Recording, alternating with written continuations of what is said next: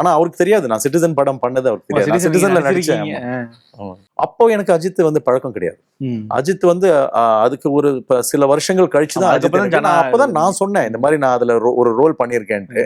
ஆனா அவர் அஜித்தை பொறுத்த வரைக்கும் எப்படின்னா அவருடைய படங்கள் அது பிறகு என்ன எப்படியாவது பாடல் எழுத வைக்கணும்னு முயற்சி பண்ணாருங்க.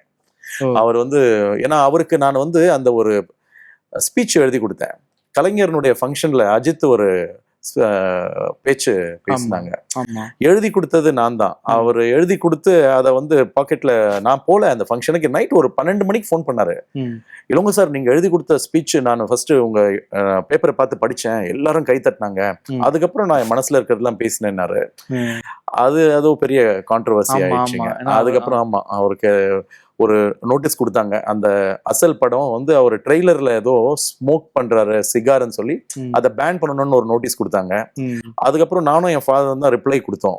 இந்த மாதிரி அவர் வந்து அதுக்காக விளம்பரம் பண்ணல, அவர் வந்து அந்த படத்துல வந்து அது டிமாண்ட்ஸ்.